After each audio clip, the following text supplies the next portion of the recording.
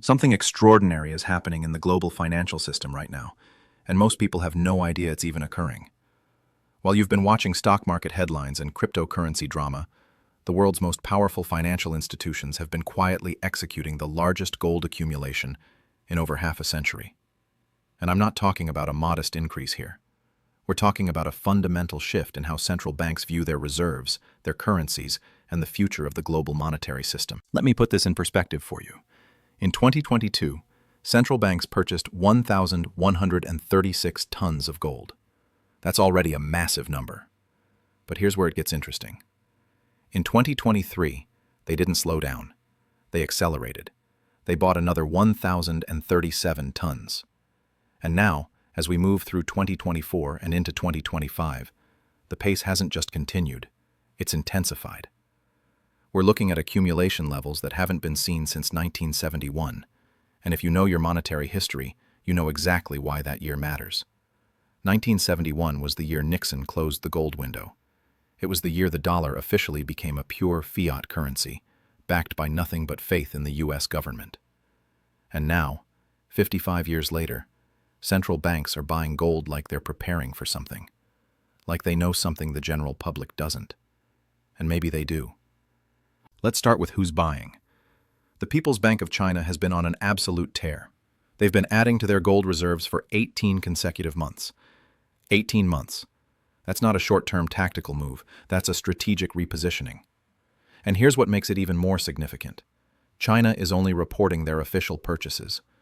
Most analysts believe their actual accumulation is far higher. They're buying through state-owned banks, through Hong Kong, through London. The official numbers might show 300 tons, but the real number could be double or triple that. Then you have Poland. Poland has increased their gold reserves by over 200 tons in the last few years. The National Bank of Poland has been explicit about why. They've stated publicly that gold is the ultimate reserve asset, that it provides security in times of geopolitical tension, and that it's insurance against currency instability. They're not being subtle about it. They're telling you exactly what they're doing and why. Singapore. The Monetary Authority of Singapore has been steadily building their gold position. Turkey has been buying aggressively despite economic challenges. India's Reserve Bank has been accumulating. Even smaller nations like Uzbekistan, Kazakhstan, and Qatar have been adding to their reserves. This isn't just one or two countries making a move. This is a coordinated global trend among central banks across every continent. But here's what really tells you something is different this time. These banks are buying at prices that would have seemed absurd just a few years ago. Gold hit $2,700 an ounce recently. That's near all-time highs. And central banks didn't pause. They didn't wait for a pullback. They kept buying. When you see institutional buyers with unlimited resources continuing to accumulate at premium prices, that tells you they're not concerned about short-term price fluctuations. They're concerned about something much bigger. Now let's talk about what they're not buying. U.S. Treasury bonds. For decades, the standard playbook for central bank reserves was simple. Hold dollars, buy Treasury bonds, rinse and repeat. That was the foundation of the petrodollar system, the basis of dollar hegemony, the reason the U.S. could run massive deficits without consequence. But that playbook is being rewritten right now. China has reduced their Treasury holdings by over $300 billion in the last few years. Japan, traditionally the largest foreign holder of U.S. debt, has been selling. Saudi Arabia has been diversifying away from dollar-denominated assets. And what are they buying instead? Gold. Physical gold. Not gold ETFs, not gold futures, not paper claims on gold. Actual physical metal that they're storing in their own vaults. This is a crucial distinction. When you buy a gold ETF, you own a claim on gold. When you buy a futures contract, you have a derivative exposure to gold. But when you take physical delivery of 400-ounce bars and store them in your central bank vault, you own gold. Period. No counterparty risk, no rehypothecation, no fractional reserve games, just pure physical metal. And this matters because of what's happening in the paper gold market. The COMEX, the major exchange where gold futures trade, has a fascinating structure. For every ounce of physical gold in their vaults, there are roughly 100 ounces of paper claims. That's not an exaggeration. The ratio of paper gold to physical gold is estimated to be anywhere from 50 to 1 to 100 to 1, depending on who you ask. Which means, if even a small percentage of paper gold holders decided they wanted physical delivery, the entire system would collapse. Central banks know this. They understand the difference between owning gold and owning a promise of gold, and they're choosing physical. They're choosing to hold it themselves. They're even repatriating gold that was stored in other countries. Germany spent years bringing their gold back from New York and Paris. Austria did the same. The Netherlands repatriated a significant portion of their reserves. These aren't random decisions. These are strategic moves by sophisticated institutions that understand what's coming. So what are they preparing for? Let's connect some dots. We're living through the most aggressive de-dollarization campaign in modern history. The BRICS nations, Brazil, Russia, India, China, and South Africa, have been openly discussing alternatives to the dollar for international trade. They've been settling oil transactions in yuan. They've been using their own currencies for bilateral trade. They've been building payment systems that bypass SWIFT. Russia, after being cut off from SWIFT following the Ukraine conflict, accelerated their gold purchases and now holds over 2,300 tons. They've been settling energy deals with China in yuan and rubles. They've been accepting gold as payment for commodities. They're essentially operating outside the dollar system, and they're using gold as the bridge currency. China has been even more strategic. They've established yuan-denominated oil futures contracts backed by gold. They've been building the infrastructure for a parallel financial system. They've been signing currency swap agreements with dozens of countries. And through it all, they've been accumulating gold. Because they understand that in a multipolar world, in a world where the dollar's dominance is being challenged, gold is the one asset every nation respects. Think about what this means for the average person, for someone planning for retirement, for someone who's worked their entire life and saved in dollars. Your savings are denominated in a currency that foreign central banks are actively diversifying away from. Your retirement accounts are likely heavy in assets that depend on dollar stability. Your purchasing power is tied to a monetary system that the world's largest creditor nations are systematically moving away from. And here's the thing about gold that makes it different from every other asset. It's no one's liability. When you own a stock, you own a claim on a company's future earnings. When you own a bond, you own a promise that someone will pay you back. When you own dollars, you own a liability of the Federal Reserve. But when you own gold, you own an asset that has been recognized as money for 5,000 years. No counterparty risk, no default risk, just pure, tangible value. Central banks understand this at a level most individual investors don't. They've seen currencies collapse. They've seen hyperinflation destroy savings. They've seen financial systems freeze up. They've seen what happens when confidence in paper money evaporates. And they're preparing for the possibility that it could happen again. Look at what happened in 2008. When Lehman Brothers collapsed, when the entire financial system was on the brink, what did central banks do? They printed money. Trillions of dollars. Quantitative easing. Emergency lending facilities. Whatever it took to keep the system from imploding. And it worked, sort of. The system survived.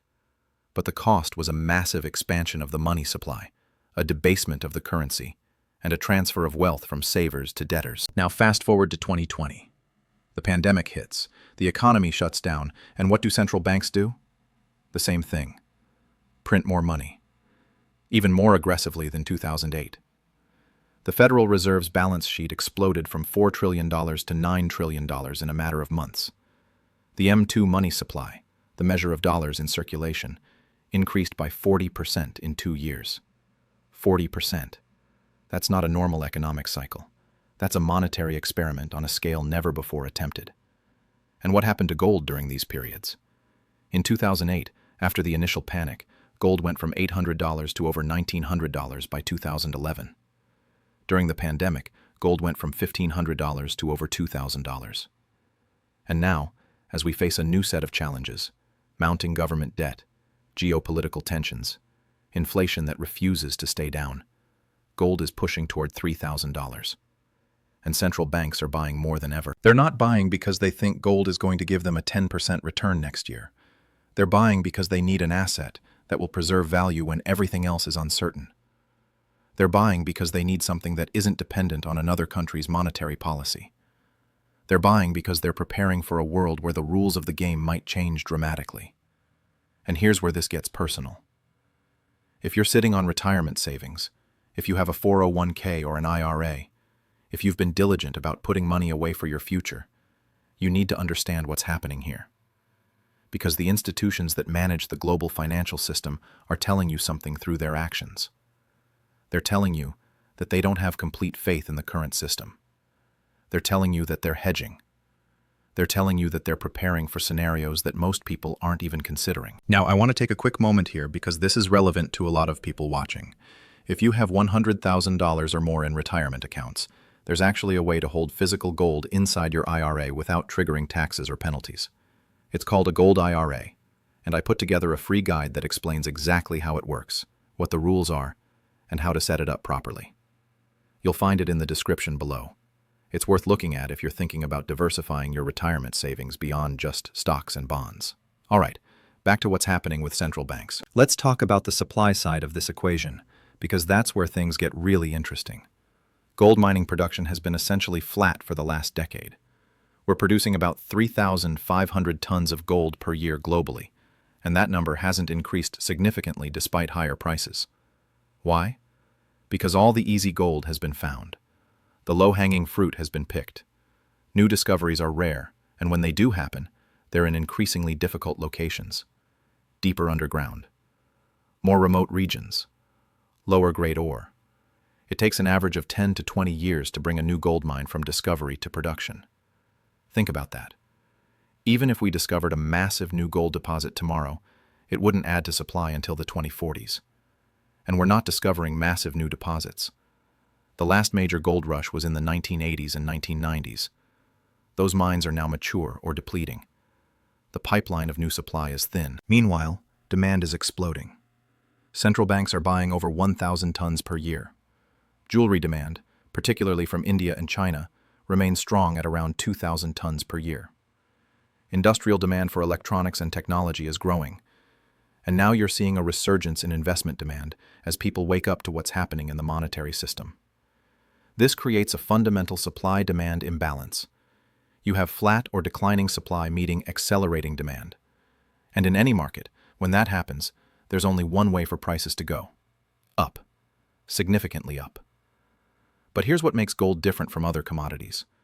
When oil prices rise, producers drill more wells. When copper prices rise, miners open new pits. Supply responds to price signals. But with gold, that response is delayed by decades. The supply is essentially fixed in the short to medium term, which means all the adjustment has to happen through price. And we're already seeing this play out. Gold has been in a bull market since 2018. But most people haven't noticed because it's been gradual. It's not like Bitcoin going from $10,000 to $60,000 in a year. It's been a steady, relentless climb. From $1,200 to $1,500 to $1,800 to $2,000 to $2,400 to $2,700. Each level that seemed like a top became support for the next leg up. Technical analysts are looking at the charts and seeing something they rarely see: a multi-decade breakout.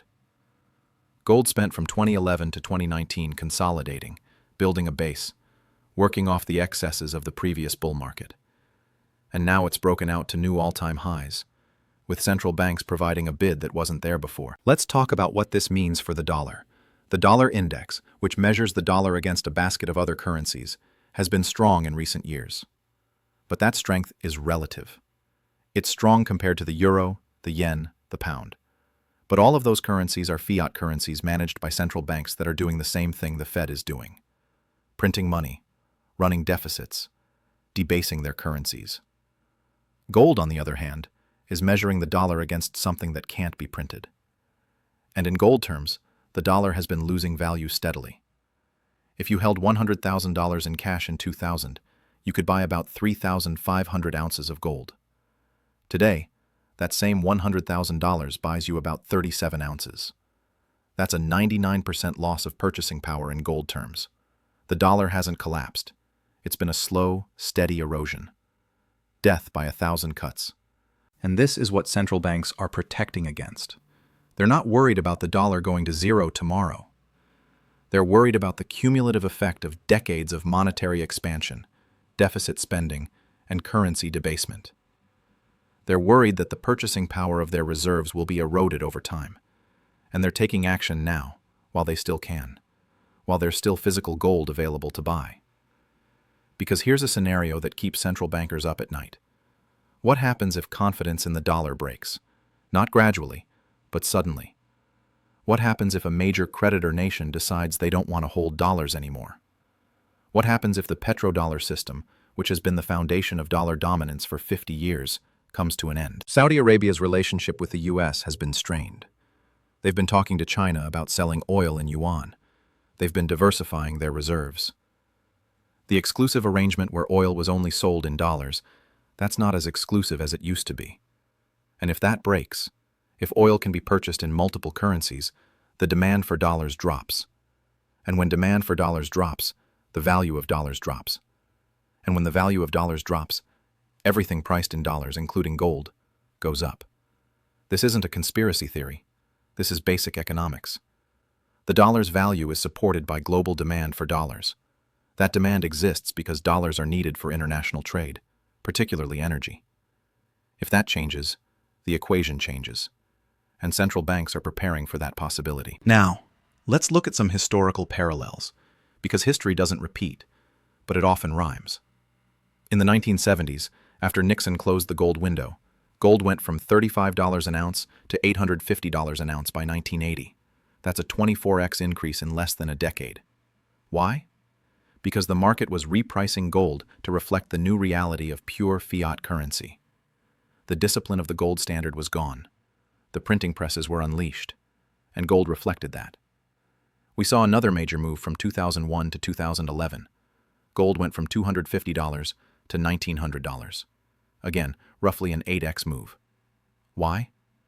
Because the Fed was cutting rates to zero after the dot-com bubble, then keeping them low after 9/11, then printing money after the 2008 crisis. The money supply was expanding, and gold was reflecting that. Now we're in a new cycle. We've had zero interest rates for over a decade. We've had quantitative easing on a scale that would have been unimaginable in the 1970s. We've had government debt explode to levels that are mathematically impossible to pay back through normal economic growth. And we're seeing central banks, the institutions that create money, buying gold at record levels. If they're worried, shouldn't you be? Here's another angle to consider: the geopolitical dimension. We're living in an increasingly multipolar world. The unipolar moment after the Cold War, where the US was the undisputed superpower, that's over. China is a peer competitor economically. Russia is assertive militarily. Regional powers like India, Brazil, and Turkey are pursuing independent foreign policies.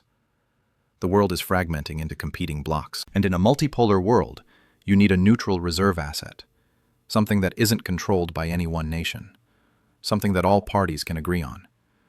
And historically, that's been gold. It's why central banks hold it. It's why it's still on the balance sheet of every major central bank, despite decades of predictions that it would become irrelevant.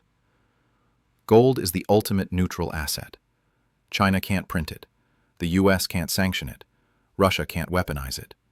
It just is. And in a world where trust between nations is declining, where financial warfare is becoming a tool of statecraft, where currency manipulation is standard practice, gold is the one thing everyone can agree on. This is why the BRICS nations are discussing a gold-backed trade currency.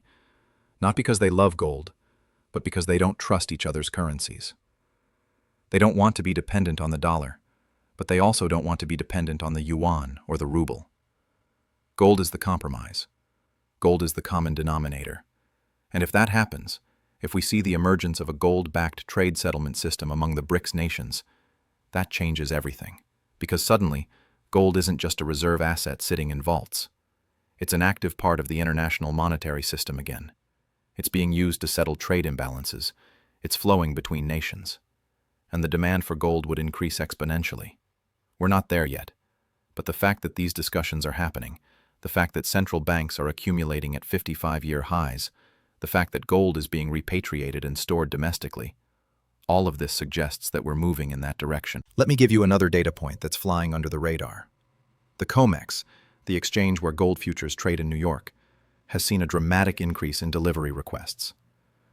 Normally, less than 1% of futures contracts result in physical delivery. Most traders just roll their contracts or settle in cash. But recently, We've seen delivery requests spike. People are standing for delivery. They want the physical metal. This is significant because it suggests that sophisticated traders don't trust the paper market anymore. They want the real thing. And when you have more people demanding physical delivery than there is physical gold available, you get a squeeze. Prices spike. Premiums blow out. The paper market breaks down. We saw a preview of this in March 2020 during the pandemic panic. The futures price of gold and the physical price of gold diverged by over $100 an ounce. You could sell a futures contract for $1,600, but if you wanted to buy a physical bar, you had to pay $1,700 or more. The market was dislocated. The paper and physical markets were disconnected. That dislocation was resolved when the Fed stepped in with unlimited liquidity. But what happens next time? What happens if the dislocation is bigger? What happens if it's not just a liquidity crisis, but a confidence crisis? What happens if people lose faith in the paper gold market entirely? Central banks are preparing for that scenario. They're holding physical. They're not playing the paper game. They're not trusting the fractional reserve system. They're taking possession of the actual metal. And if you're a serious investor, if you're thinking about the long term, if you're concerned about preserving wealth across generations, you should be thinking the same way. Now, I want to address something that comes up a lot. But gold doesn't pay interest. It doesn't generate cash flow. It just sits there. And that's true. Gold is not an income-producing asset. It's a wealth preservation asset. It's insurance. You don't buy insurance expecting it to pay you dividends. You buy insurance hoping you never need it, but knowing it's there if you do. And in an environment where real interest rates, that's nominal rates minus inflation, are negative or barely positive, the opportunity cost of holding gold is minimal. If you're earning 4% in a savings account but inflation is 3%, your real return is 1%. Meanwhile, gold has been appreciating at 10 to 15% per year. The math is pretty straightforward. But beyond the math, there's the psychological aspect. There's something about holding physical gold that changes your relationship with money. It's tangible. It's real. It's been money for thousands of years.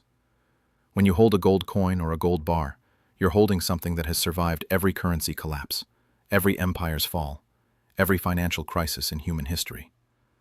That's powerful. Central banks understand this. They understand that gold is the ultimate form of money.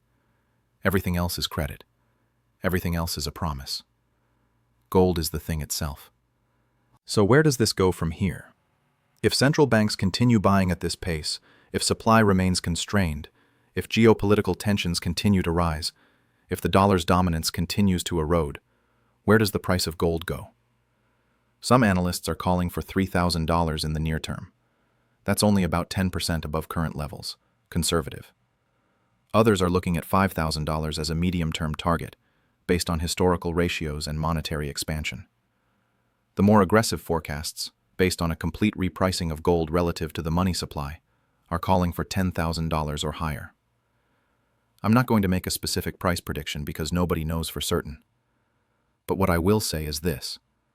When the world's central banks, the institutions that have access to all the data, all the intelligence, all the insider information, when they're buying gold at 55-year highs, that's a signal. That's a message. And that message is, prepare for change. The monetary system we've lived under for the last 50 years, the system of pure fiat currency, unlimited money printing, and dollar hegemony, that system is under stress. It may survive. It may adapt.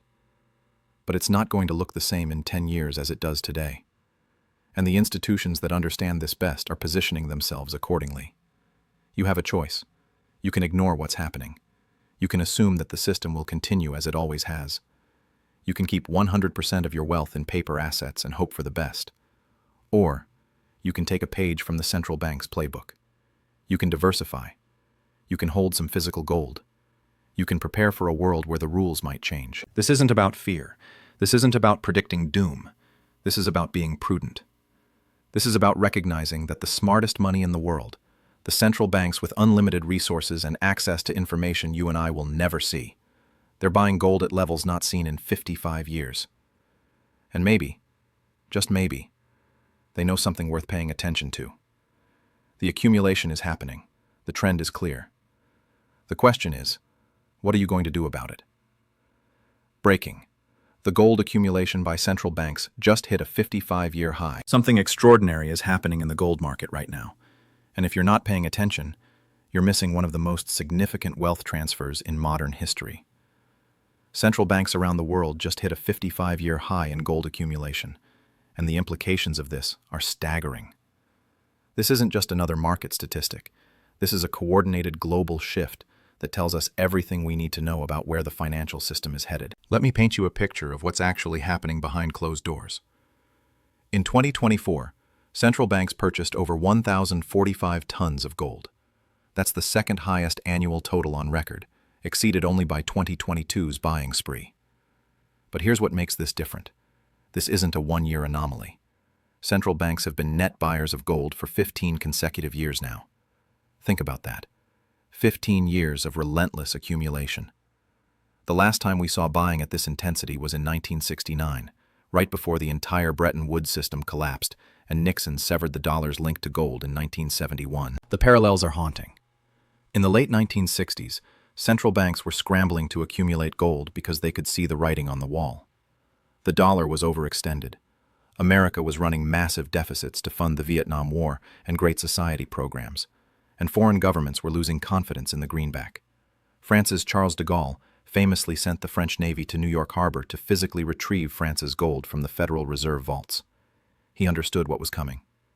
2 years later, Nixon closed the gold window, and the price of gold exploded from $35 an ounce to over $800 by 1980. Now let's talk about who's buying today and why it matters.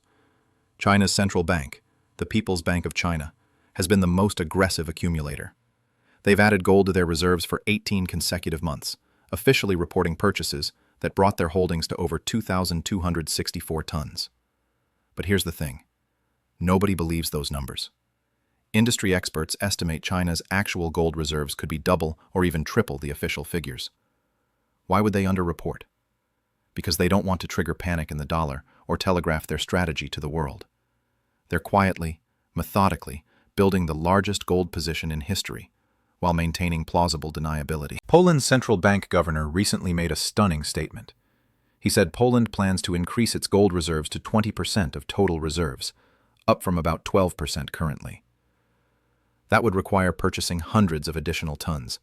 When asked why, he was remarkably candid. Gold is the ultimate safe haven asset.